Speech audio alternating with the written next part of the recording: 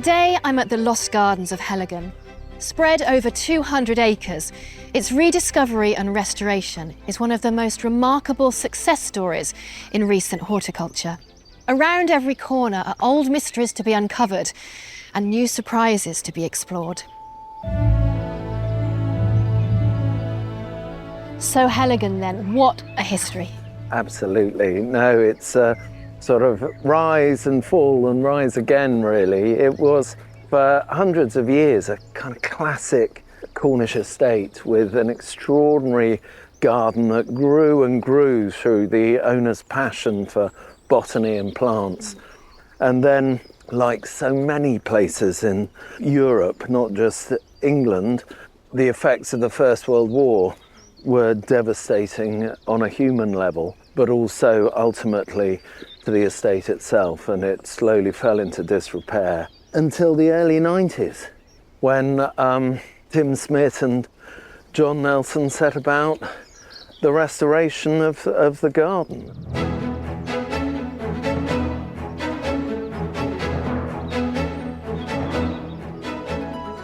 So this feels as if we're really going into the thick of it now, a really different, jungly, lush feel. So 200 years ago, this really was just a little slice of a valley.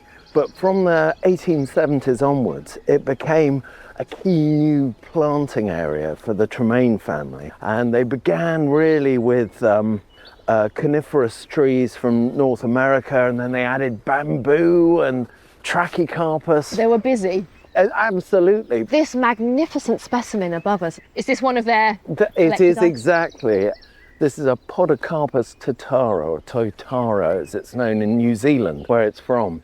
And this is the largest in Europe. And not something you see very often. Indeed not. It's glorious. And actually today with the sunlight just coming through, that dappled shadowing, it's beautiful. Absolutely.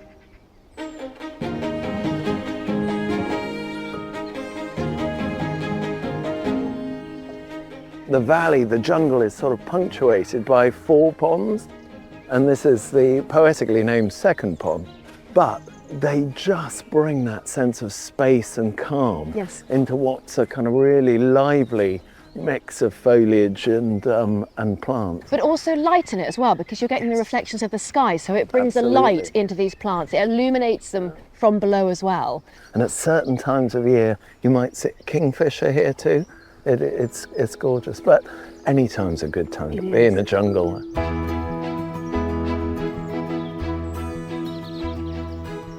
Incredibly, the area we're going to go to now, for the past almost 30 years, wasn't accessible to the public, and it's now certainly one of my favourite areas in the entire garden. So when I first came to Heligan, the jungle team went for a walk in the first week I was here, and we scrambled down a bank into this extraordinary arena of tree ferns, the like of which I've never seen. And from a point of view of growing them, I mean, it's ideal for them, isn't it? Brilliant conditions for them, really wet, really sheltered. There's no wind bashing them around.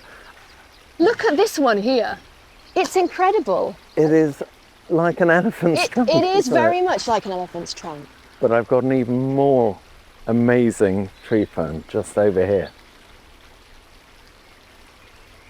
Oh, I think I can see it just creeping into sight. I can't see the top, but I can now. It is massive. Oh, it is an absolute king. So impressive. We have good reason to believe it's one of the tallest, if not the tallest, in the British Isles. So 7.2 metres. And do we know how these all got here? There was a gentleman called James Tresidder who went out to Australia in the 1880s looking at the gold rush and all that. So didn't find gold, but he found green gold in plants and particularly tree ferns. Gosh, there's a lot of history here. Absolutely.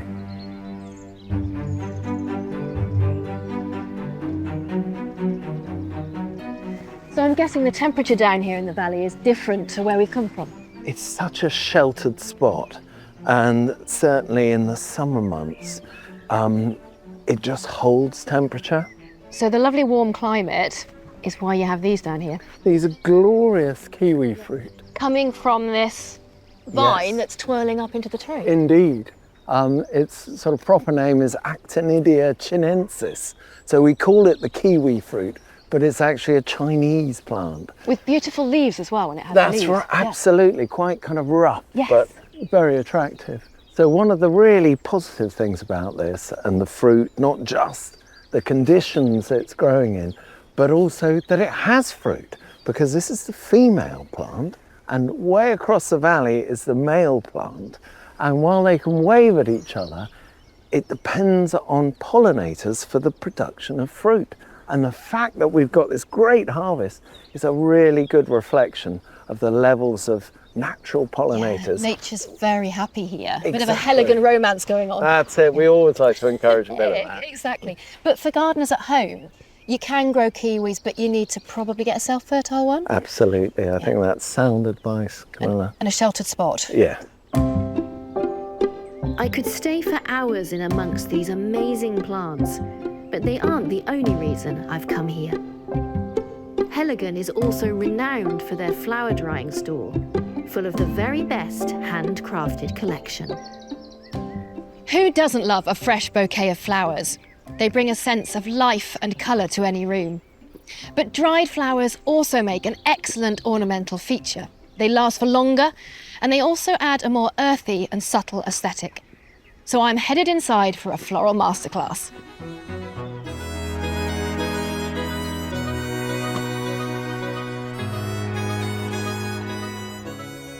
So Katie, you spend a lot of your time here working with dried flowers. Just take me through a little bit of what you do. So as well as fresh produce in the garden and seed saving, dried flowers are a big part of us gathering in the harvest, and it's a really nice way to extend the season for flowers as well. So show me some of the things that you've got here. We've got statice here just in the middle, and this is a really lovely one I'd recommend for people to have a go at. It's got a great kind of compact habit, the plant, and a lovely tall flower stem. So we often collect on a dry day, kind of mid-morning. We'll kind of gather about 10 stems. We'll strip the stalks, remove the leaves so that it kind of just lets things dry, and we'll just hang them upside down then in our seed store. But we dry out of direct sunlight, and that's what stops the blooms from fading.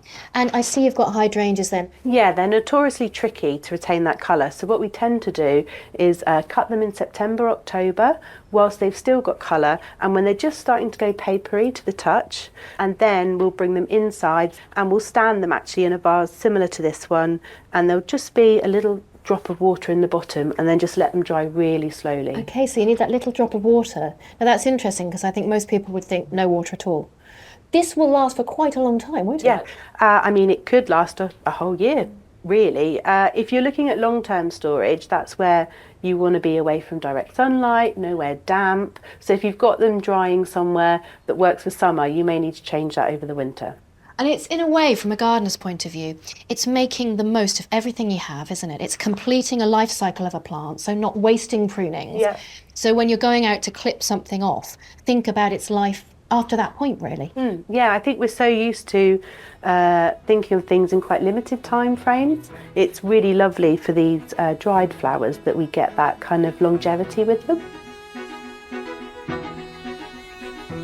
The gardens here at Heligan are a vibrant reminder that all that is hidden is certainly not lost.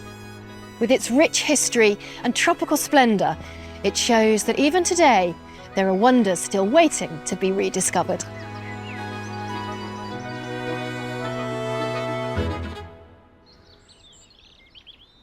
Quite the story